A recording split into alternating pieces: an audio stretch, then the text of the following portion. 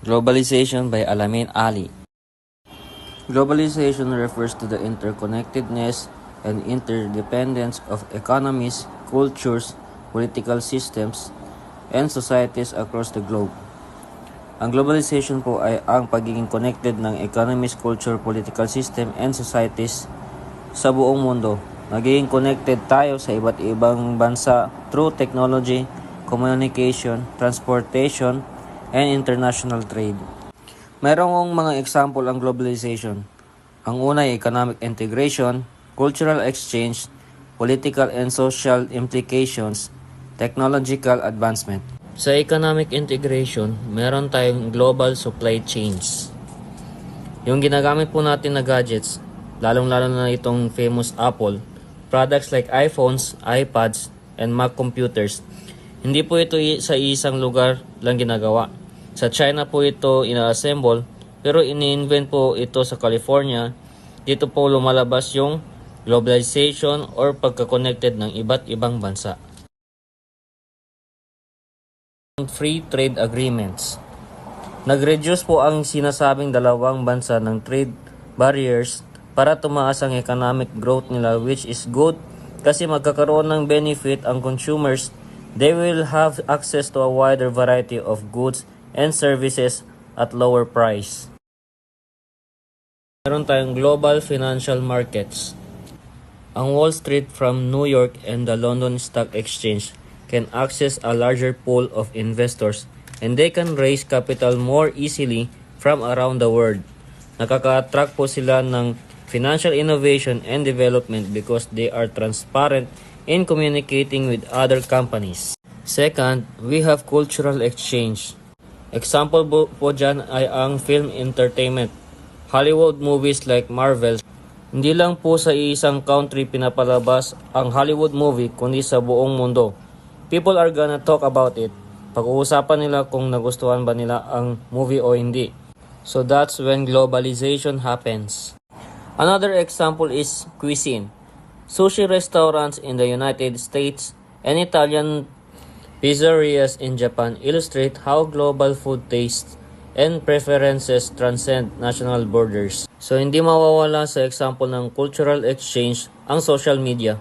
Social media platforms like Facebook, Instagram, and TikTok connected people globally, facilitating cultural exchange and spread of ideas. Let's move on to political and social implications. International organization. Just like the World Food Program, they aim to eradicate hunger and malnutrition with the goal of achieving food security and improve nutrition for all. Nagbibigay po sila ng emergency food assistance, school meals, and nutrition support. Kasama sa political and social implication ang migration. Pag sinabi po nating migration, ito po yung paglipat ng mga tao from one place to another with the intention of settling temporary or permanently in the new location. Pwede from Cotabato to Davao, pwede from Philippines to America. Many people migrate to seek better job opportunities, higher wages, and improved living standards. Under sa political and social implication ang human rights. International human rights standards such as the Universal Declaration of Human Rights influence policies and laws globally. Another example of international human right is the right to education. Education empowers individuals with knowledge and skills needed to improve their lives. It promotes equality by providing everyone, regardless of background, with the opportunity to succeed and participate fully in society. Lastly, we have technological advancements. Internet and telecommunication. Platforms like Google and WhatsApp connect people worldwide, enabling instant communication and information sharing. Just like the Zoom meeting that we were having or the Google Meet, we can all meet each other instantly without any hassles. Digital economy. Companies like Google and Facebook generate revenue globally through online advertising and digital services. Yes, we can gain money through digital world like on Facebook, Shopee, or Lazada. Katulad ng aking kapatid at ang aking asawa, sila ay online seller. They make money by selling stuff online. E-commerce. Amazon and Alibaba allow consumers to buy products from around the world, transforming retail and trade dynamics. May mga products pong hindi available on hand sa mga malls. So instantly, we can think of finding other options online. Ito ang mga implication of globalization. Economic growth. Globalization has contributed to economic growth by fostering trade, investment, and technological innovation. Second is cultural diversity. While globalization promotes cultural exchange, it also raises concern about cultural homogenization and the loss of local traditions. Social inequality. Globalization has widened the gap between rich and poor, countries and within societies, raising concerns about labor standards and income distribution. Political challenges.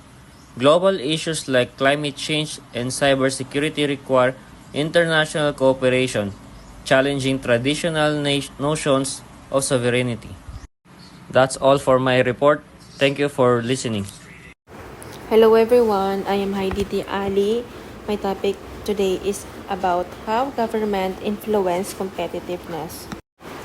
So the government can influence competitiveness in various ways. The government different policies and measures defined by government shape a country's competitiveness in national and global levels. And the government creates an environment favorable for production economic activities such as promote innovations and develop a labor force with high levels of trainings, all aim at increasing the capability of the country in the world trade. And the first one is regulations, adopting laws and rules that encourage or prevent competition, and enacting laws and regulations that can either foster or hinder competition. For instance, antitrust laws prevent monopolies while over-regulations can stifle innovation. And the second one is taxation. Establish tax policies that affect business profits and investments. For example, lower taxes can attract businesses and encourage expansion, while higher taxes might reduce incentives for entrepreneurship. And the next one is infrastructure. Infrastructure refers to the fundamental facilities and systems that serve a country, city, or other area, including the services and facilities necessary for its economy to function. And this includes transportation system, which is the roads, bridges, railways, and airports, and communication networks, water supplies, and sewage systems, power grids, and public institutions such as schools, hospitals, and government buildings. And we have here the educational and trainings. This involves the allocation of finance to support education and technical skills training programs that may help in preparing qualified personnel for the contemporary digital economic supported labor markets. So the government-funded programs and institutions that provide education and vocational training to the workforce. For example, subsidized for STEM education ensured a skilled workforce and are vital for technological innovations and competitiveness. Also, trading policies, implementing tariffs, trade agreements, and export subsidies that can protect domestic industries or enhance their capability to compete globally. The trade policies are strategies and regulations set by government to manage international trade. These policies aim to achieve economic goals, protect domestic industries, and the nation competitiveness. We have also the innovation support, providing grants, subsidies, or tax incentives for research and development to foster innovation and technological advancement. So the innovation support refers to various measures and initiatives undertaken by the governments, organizations, and constitutions to foster and enhance innovation within an economy. So these measures aims to create an environment conducive to the development and implementing of new ideas, technologies, and processes. For example, tax credits for R&D, and they encourage businesses to invest in new technologies and products. And we have also the financial markets. Regulating financial markets to ensure stability, which can affect the availability of capital for business. Financial markets are platforms or system where financial instruments such as stocks, bonds, currencies, and derivatives are bought and sold. They play a crucial role in the economy by facilitating the flow of capital, enabling price discovery, providing liquidity, and managing risk. For example, a well-regulated stock market provides businesses with access to capital for expansion and innovation.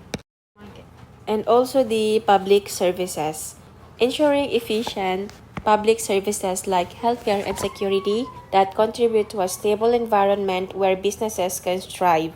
Public services are essential services provided by the government to aid citizens either directly or through funding to other entities. These services are fundamental to the functioning of society and aim to promote the well-being, safety, and economic stability of the population. For example, efficient healthcare services ensure a healthy workforce and then reducing absenteeism and providing productivity.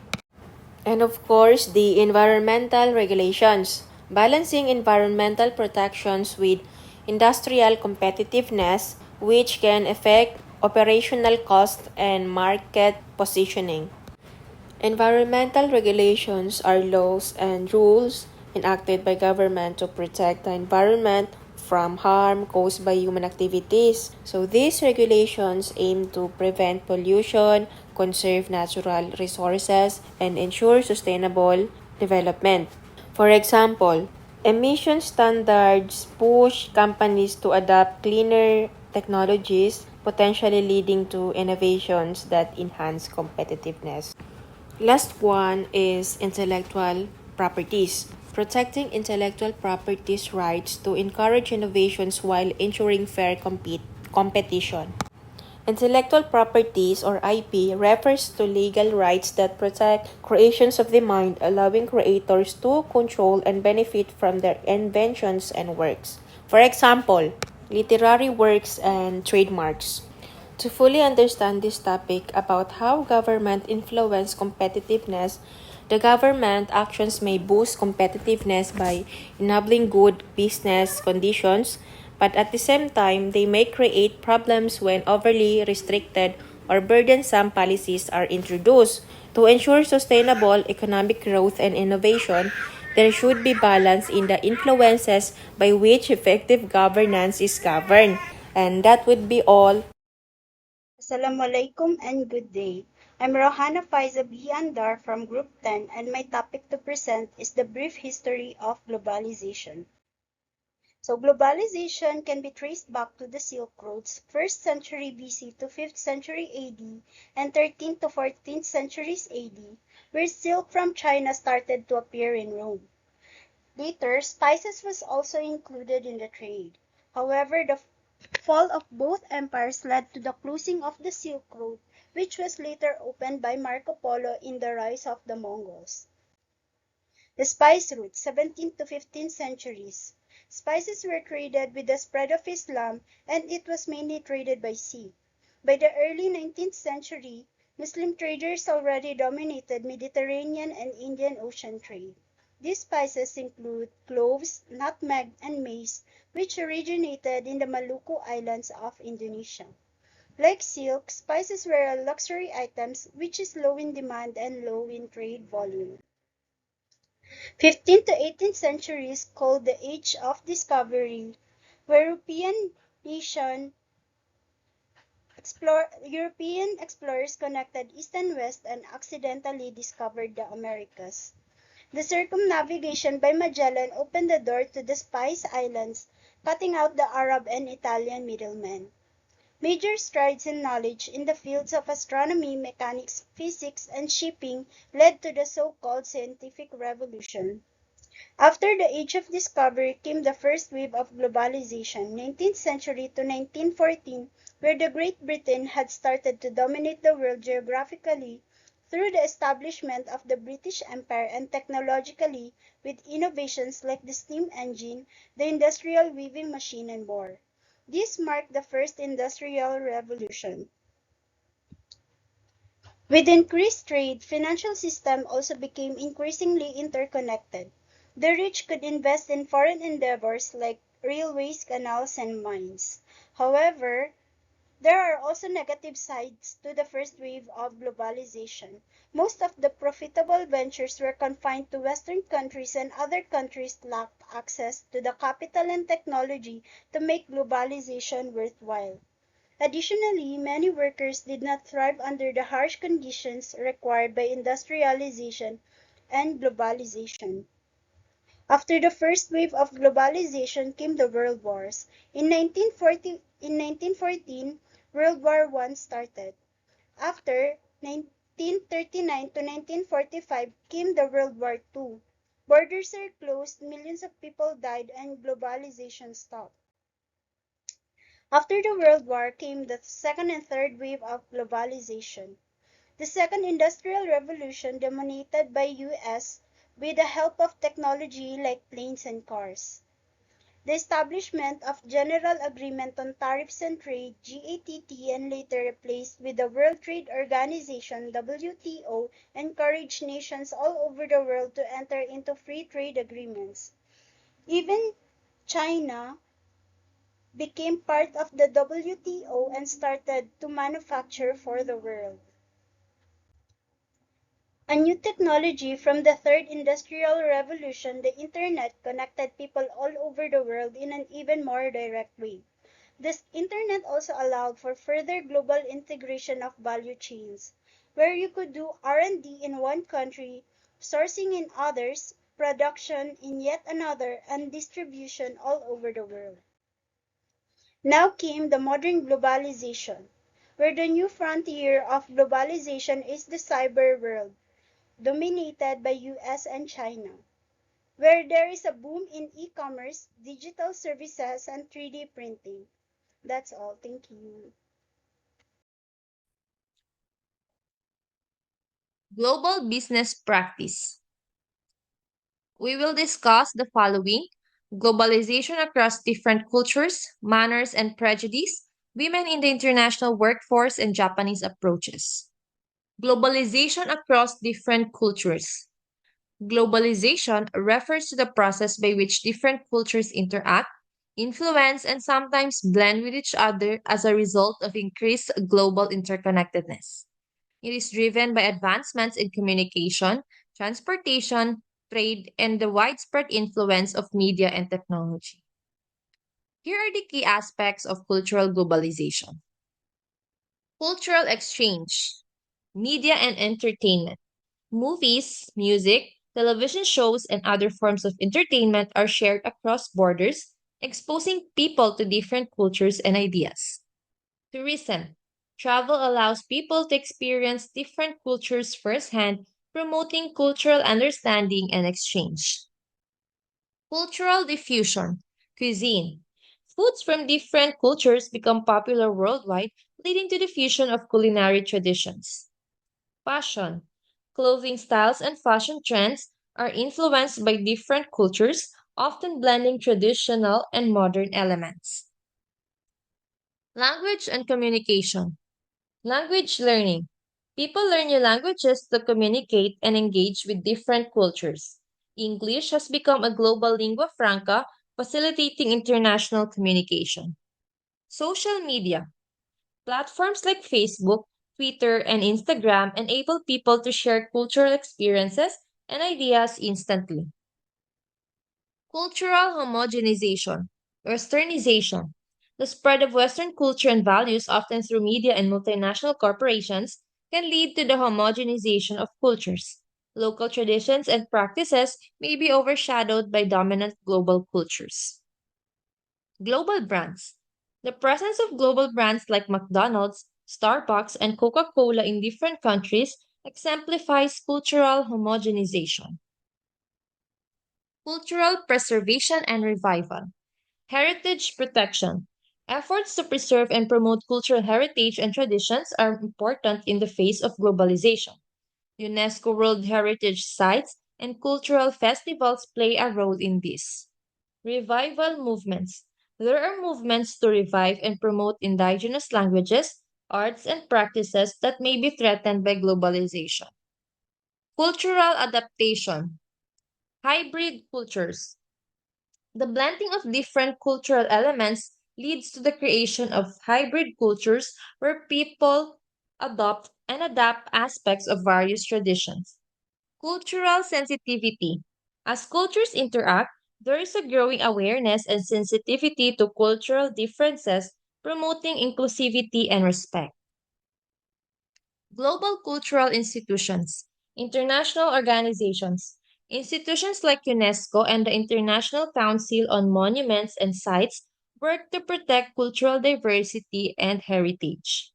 Global events, events like the Olympics, World Expos, and International Film Festival provide platforms for cultural exchange and showcase cultural diversity. Here are the impacts of cultural globalization. Under the positive impacts, we have increased understanding, innovation and creativity, economic opportunities. Greater exposure to different cultures can lead to increased understanding, tolerance, and appreciation of diversity. Cultural exchange can inspire innovation and creativity in arts, technology, and other fields. Cultural industries such as tourism and entertainment can create economic opportunities and development. Under the negative impacts, we have cultural erosion, identity crisis, and cultural appropriation. Dominant global cultures can erode local traditions and practices, leading to a loss of cultural diversity. Rapid cultural exchanges can lead to identity crisis, especially among younger generation who may feel disconnected from their cultural roots. The unacknowledged or inappropriate adoption of elements of one culture by another can lead to exploitation and disrespect. Manners and prejudice. Global business practices are influenced by diverse cultural norms and attitudes, which can lead to both enriching exchanges and potential misunderstandings or prejudices. So, here are the manners in global business practice. Communication style, direct versus indirect. Cultures vary in their communication styles. Formality. Some cultures emphasize formal titles and respectful language, while others are more informal and first name basis is common. Meeting etiquette. Punctuality. Punctuality is highly valued in cultures like Germany and Switzerland, whereas in countries like Brazil or India, a more relaxed attitude towards time may prevail. Gift giving. In many Asian cultures, gift giving is an important business ritual, while in Western cultures it may be less common and sometimes even viewed with suspicion. Negotiation tactics. Consensus versus individual decision making. Japanese businesses often prefer consensus based decision making, whereas American businesses might emphasize quick individual decision making. Bargaining. In some cultures, like in many Middle Eastern or Latin American countries, haggling and bargaining are standard practices, while in others, such as United States or Northern Europe, prices are often fixed. Body language, proximity and touch. Personal space and physical touch vary widely. Latin Americans and Southern Europeans might be comfortable with close proximity and physical touch, while Northern Europeans and East Asian often prefer more personal space. Gestures. Common gestures can have different meanings. For instance, a thumbs up is positive in many cultures but can be offensive in others, like in parts of the Middle East. Dress code, formality. Business attire expectations can differ. In Japan, conservative and formal attire is standard, while in Silicon Valley, business casual or even casual dress may be acceptable. Modesty. Some cultures, such as in the Middle East, require more modest dress, particularly for women. For the prejudice in global business practices, ethnocentrism. Superiority complex. Ethnocentrism is the belief that one's own culture is superior to others. This can lead to dismissive or condescending attitudes toward different business practices and can hinder effective collaboration. Stereotyping, oversimplified views. Stereotyping involves making generalized assumptions about individuals based on their cultural background. Discrimination, unequal treatment. Discrimination in global business can manifest as unequal opportunities, pay disparities, or biased hiring practices based on race, gender, nationality, or religion. Cultural insensitivity, ignorance of norms. Failing to understand and respect cultural norms and practices can lead to offense and damage relationships.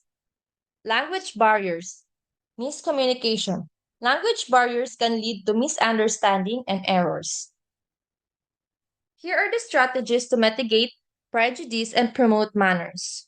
Cultural training, education, and awareness.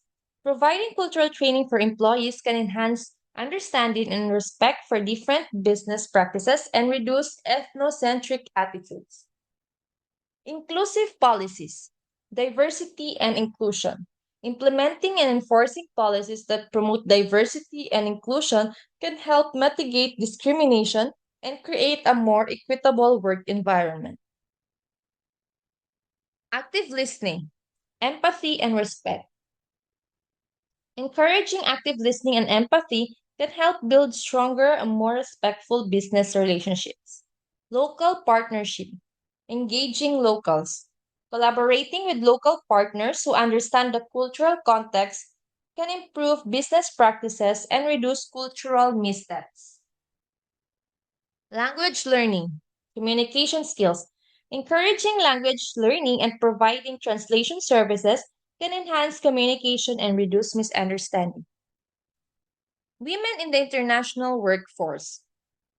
Women in the international workforce of global business practice play a crucial role in driving economic growth, fostering innovation, and promoting diversity and inclusivity.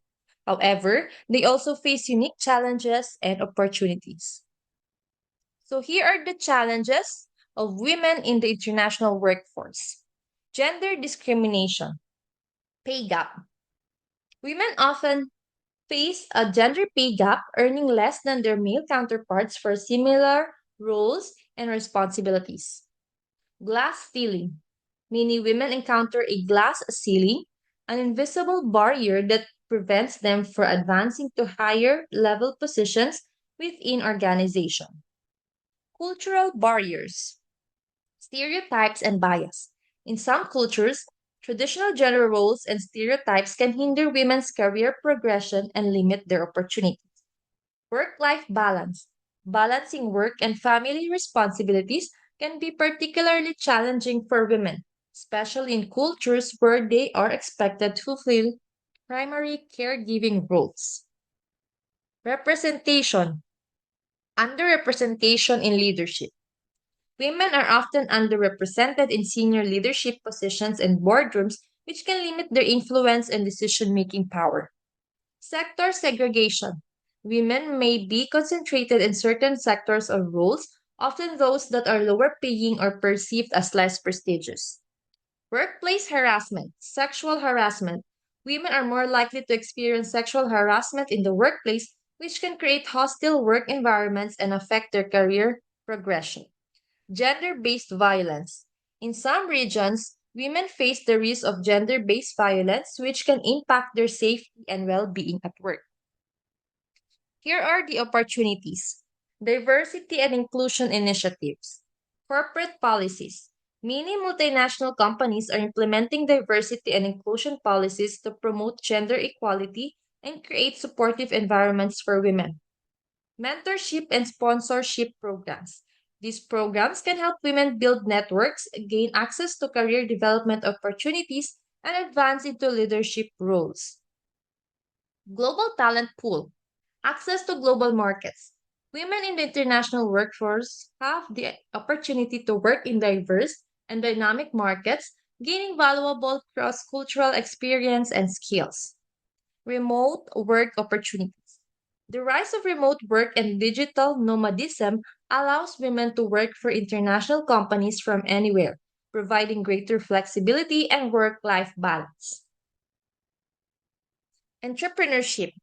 Female entrepreneurs. Women entrepreneurs are making significant contributions to the global economy, creating jobs and driving innovation. Access to funding.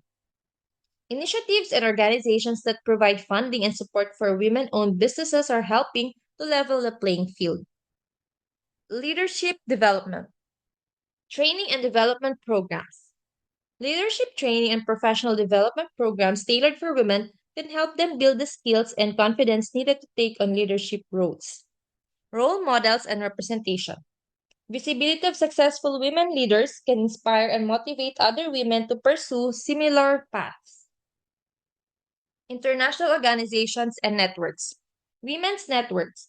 Global networks and organizations such as the International Women's Forum and the Global Women's Leadership Network provide platforms for women to connect, share experiences, and support each other.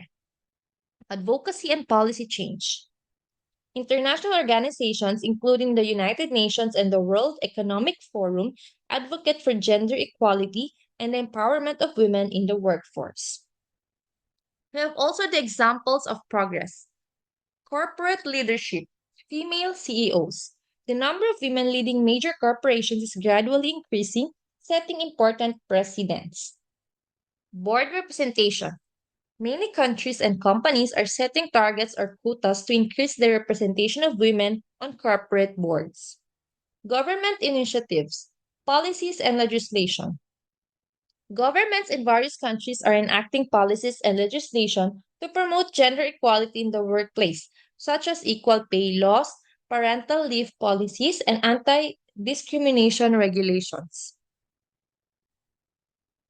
Educational access, STEM programs. Initiatives to encourage girls and women to pursue education and careers in science, technology, engineering, and mathematics or STEM are helping to close gender gaps in these fields. Scholarships and grants. Scholarships and grants are women pursuing higher education and professional development are increasing their access to opportunities. Japanese approaches. Japanese approaches in global business practice are characterized by several distinctive cultural and organizational policy principles that influence their interaction on the international stage. These approaches include a strong emphasis on group harmony, long term relationships, meticulous attention to details, and a hierarchical but consensus driven decision making progress or process. Key aspects of Japanese business practices: emphasis on harmony or wa, group harmony. Japanese culture places high importance on maintaining harmony within the group. Business decisions and interactions aim to avoid conflict and promote a cohesive work environment. Consensus or nemawashi. Before making decisions, Japanese companies often engage in nemawashi, an informal process of laying the groundwork by discussing ideas and gaining consensus from all stakeholders. Long-term relationship building. Japanese businesses prioritize long-term relationships over short-term gains. Building trust and rapport with business partners, clients, and employees is essential. Loyalty.